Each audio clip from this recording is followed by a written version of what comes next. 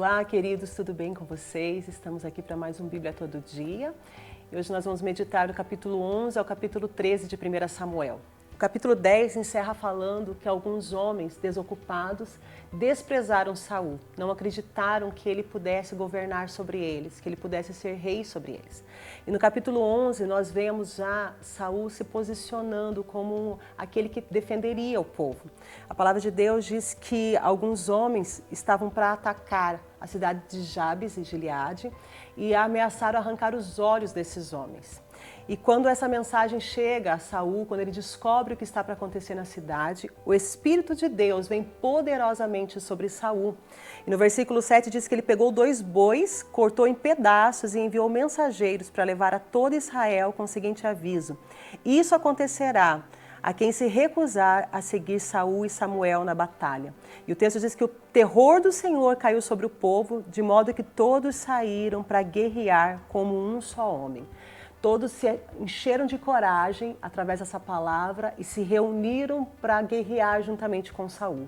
Ele começou a conquistar a confiança daquele povo e aí Deus já deu uma vitória para ele sobre os amonitas. E nós vemos então o povo chamar Samuel, aqueles que tinham crido nele, chamaram Samuel e perguntaram o que a gente pode fazer, nós podemos matar os homens que não acreditaram nele. Mas Saul não permitiu que ninguém morresse, porque ele entendia que Deus tinha dado o livramento a Israel. Então, nesse primeiro momento, nós vemos Saul entendendo o chamado dele, entendendo o início do reinado dele e fazendo as coisas corretamente. Capítulo 12 começa a falar sobre o discurso de despedida de Samuel. Um discurso muito interessante. Samuel estava no final da sua vida. E quando nós estudamos a história dele, a trajetória dele, nós vemos um homem que desde a mocidade, desde menino, sempre serviu a Deus, sempre esteve diante do Senhor. Durante a sua vida, Deus deu vitórias ao povo. Durante a sua vida, Deus o usou para ministrar sobre as pessoas como um profeta, como um sacerdote. E agora ele está se despedindo, vendo que está chegando ao final o seu tempo de trabalhar. E é o que me chama muita atenção nesse capítulo 12, é o discurso que ele faz. A partir do verso 3, ele diz assim: eu estou aqui, testemunhe contra mim, diante do Senhor e diante do rei. De quem eu roubei um boi ou um jumento? Acaso enganei ou oprimi alguém? De quem já aceitei suborno para perverter a justiça? Digam-me e farei restituição se cometi alguma injustiça. E eles responderam: o Senhor nunca nos enganou, nem nos oprimiu e nunca aceitou suborno. Como era difícil nesse tempo, com uma nação tão corrompida, onde eles aceitavam suborno, onde eles negociavam o poder que existia nas mãos deles, um homem que tinha passado a vida toda trabalhando em função da nação, trabalhando para aquele povo poder chegar diante de toda uma nação e perguntar: de alguma forma eu prejudiquei algum de vocês? E o texto diz que toda a nação disse: você nunca nos prejudicou. Isso demonstra o caráter desse homem de Deus e também demonstra um pouco da indignação que estava no coração dele. Nós já falamos alguns capítulos antes que esse povo exigiu de Samuel um rei que estivesse sobre eles. E isso entristeceu o coração desse homem de Deus. Ele sabia o quanto Deus estava usando ele para orientar o povo e mesmo assim o povo rejeitou esse governo de Deus através da vida dele e que exigia um rei. Então aqui estava um discurso de despedida, de tom de final de ministério, mas também um discurso de um homem que ficou decepcionado com o povo. E na sequência do texto ele vai justificando e falando tudo que Deus fez por aquela nação. Desde que Deus tirou ele do Egito, eles pecaram contra Deus, eles abandonaram a Deus e ele diz que Deus foi levantando juízes, Deus foi levantando pessoas para governar sobre eles e eles voltavam à prática do pecado. Então ele foi fazendo um discurso de tudo que aquele povo já tinha passado durante toda a trajetória deles, deixando Deus de lado. E o que mais chama atenção também é que ele incentiva esse povo a voltar a Deus, mesmo tendo errado tantas vezes, mesmo tendo pecado muitas vezes, e ele pede a Deus um sinal de que Deus estava bravo com eles, pela postura deles. A partir do versículo 16, ele diz assim que Deus é um Deus que faz maravilhas, e aquele tempo era um tempo que não chovia sobre a terra, e ele pede ao Senhor que envie trovões e forte chuva, e assim aquele povo reconheceria como Deus estava triste com eles pela maldade ao pedir um rei. E quando ele clamou ao Senhor, o Senhor enviou trovões e uma chuva muito forte. E o povo ficou cheio de medo. E disseram: ore ao Senhor em nosso favor para que a gente não morra, pois todas as nossas falhas acrescentamos ainda o pedido de um rei. Então Samuel diz: não tenham medo, apenas se voltem a Deus. A intenção dele não era deixar somente o povo com medo daquilo que Deus poderia fazer. A intenção deles era mostrar ao povo o quanto as atitudes deles estavam afastando Deus deles. A gente olha às vezes e pensa: mas por que Deus ficou tão bravo?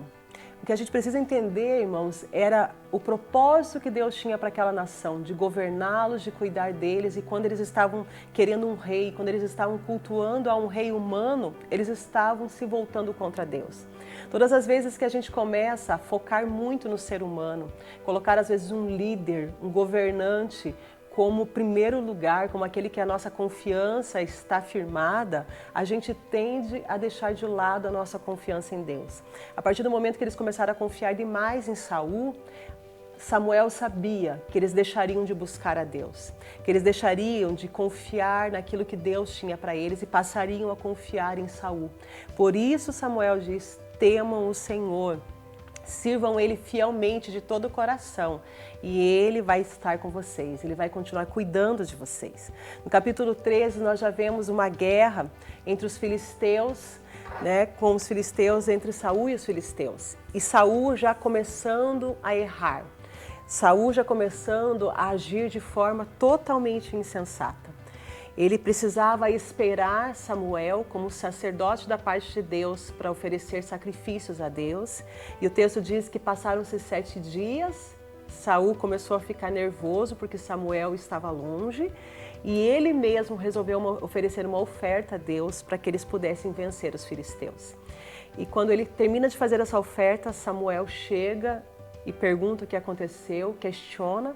E nós vemos aqui Saul tomando uma atitude muito insensata. Ele dizendo assim: olha, eu fiz porque você não estava. Eu precisava agilizar, o povo estava se dispersando, o povo estava ficando com medo, por isso eu ofereci uma oferta ao Senhor. Nesse tempo, somente o sacerdote poderia ter esse tipo de atitude, somente o sacerdote poderia oferecer o sacrifício. Saul era rei, era o maior da nação, mas ele não tinha autoridade espiritual para que ele pudesse oferecer os sacrifícios. E ele tomou essa atitude de forma totalmente insana, totalmente insensata, porque se precipitou. E Samuel disse para ele assim: você agiu como um tolo, você não guardou o mandamento do Senhor. Se você tivesse obedecido, hoje o Senhor teria estabelecido o seu reino. Esse era um teste pelo qual Saul estava passando, um teste de paciência, um teste de obediência. Um homem que tinha sido colocado no trono por Deus, que tinha sido colocado para cuidar do povo de Deus, tinha que ter um coração obediente, um coração ciente de que Deus age da sua maneira, no seu tempo, do seu jeito. E Saul já tinha sido reprovado nesse teste. Ele não esperou o tempo de Deus e ele não agiu da maneira que Deus esperava que ele agisse. Por isso ele foi reprovado. Samuel foi muito categórico ao dizer: hoje o Senhor está te rejeitando. E ele já preparou um outro líder, porque você não soube obedecer o mandamento dele. Ele já deixou o ciente de que Deus estaria substituindo ele depois de um tempo, porque ele tinha se precipitado. Uma atitude mal pensada, desonrando a Deus, fez com que a partir daquele momento o seu reinado não fosse estabelecido, mas pelo contrário, fosse rejeitado por Deus, pela sua desobediência. Todo líder que desobedece à vontade de Deus, que não espera o tempo de Deus, coloca em risco a sua liderança. Coloca em risco as pessoas que estão sendo lideradas por ele, porque tudo que Deus queria dele, muito mais que coragem que ele estava demonstrando, muito mais do que a força que ele tinha, era um coração obediente ao propósito de Deus. Deus abençoe a sua vida, até a próxima.